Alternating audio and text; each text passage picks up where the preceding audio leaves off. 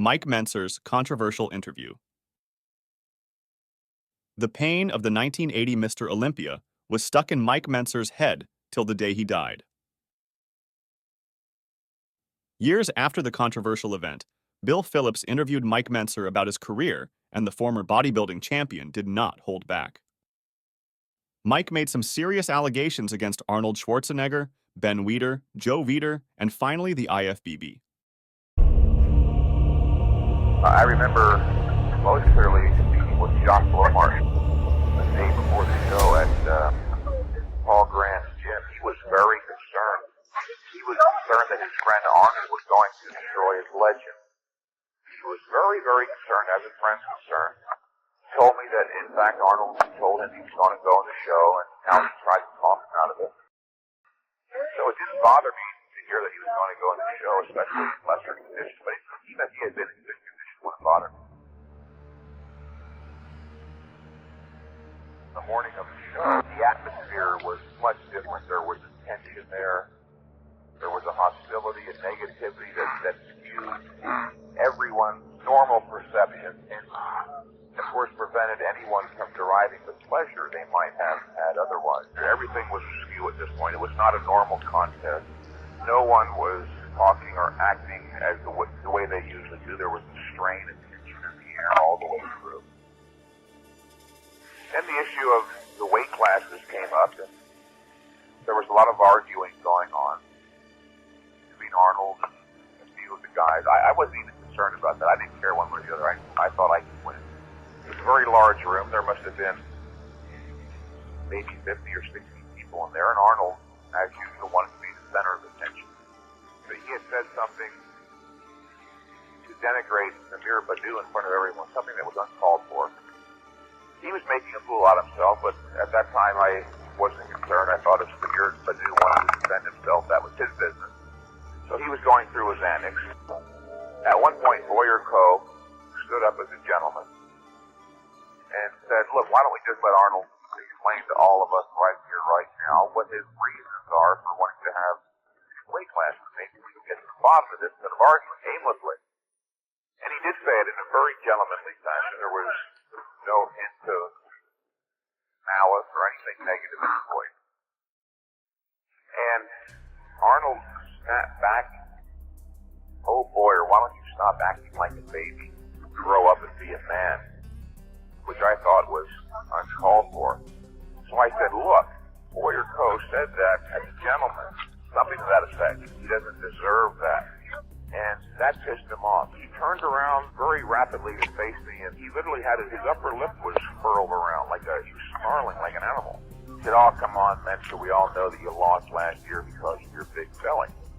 And I allowed that to irritate me perhaps too much, and on impulse, I ran over towards him. I was surprised. Arnold Schwarzenegger sat down. I scared him.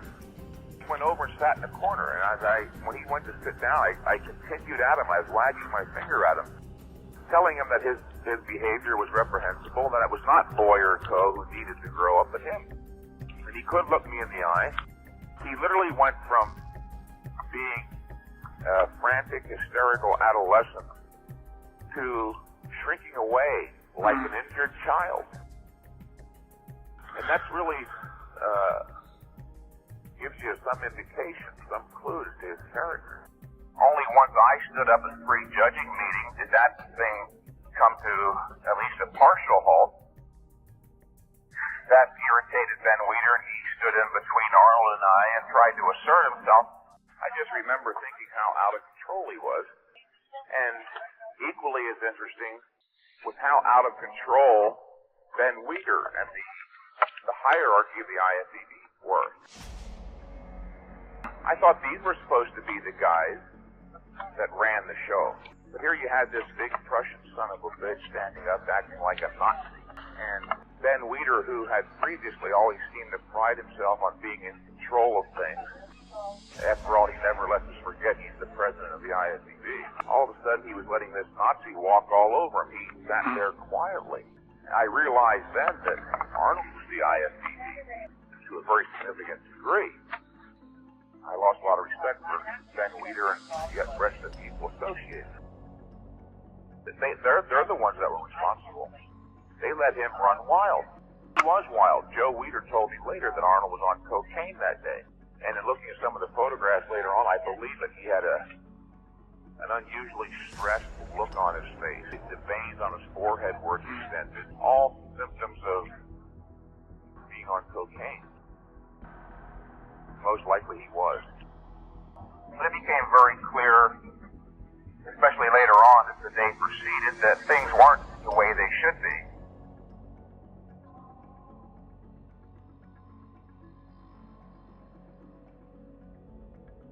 In 1980, I placed fifth at the Mr. Olympia, a contest that I and almost everyone else who witnessed it was convinced was fixed.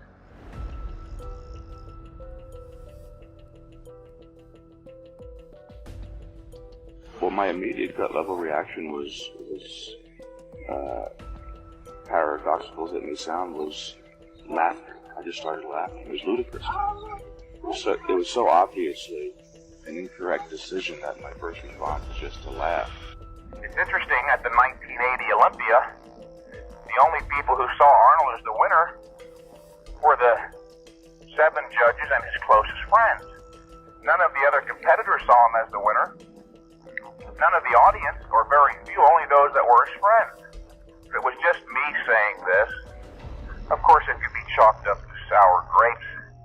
Although that's not true. I've lost contests before. I never raised a fuss. But that particular contest was so clearly fixed that every other competitor and many of the fans in the audience raised a fuss. And of course, in the aftermath, all the magazines carried articles pertaining to the fact that it was fixed, and as a result decided to drop out of competitive bodybuilding.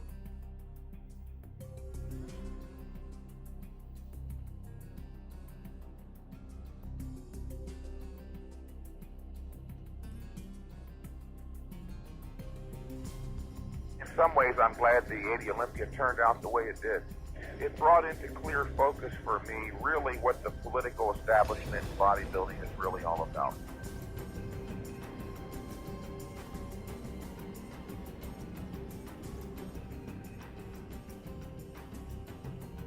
For years, I was walking around in a fool's paradise. I thought everyone was as nice a guy as I was.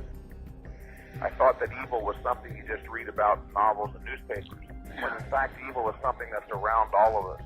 This brought it all into focus, and I didn't want to be involved or associated with people like that, and decided to drop out.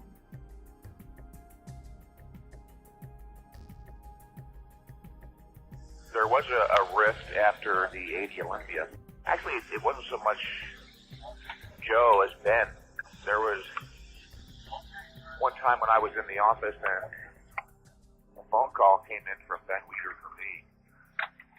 During the course of the conversation, I can remember yelling at Ben. He was not appreciating some of the things that I was saying about the IFBB with regard to the 80 Olympia.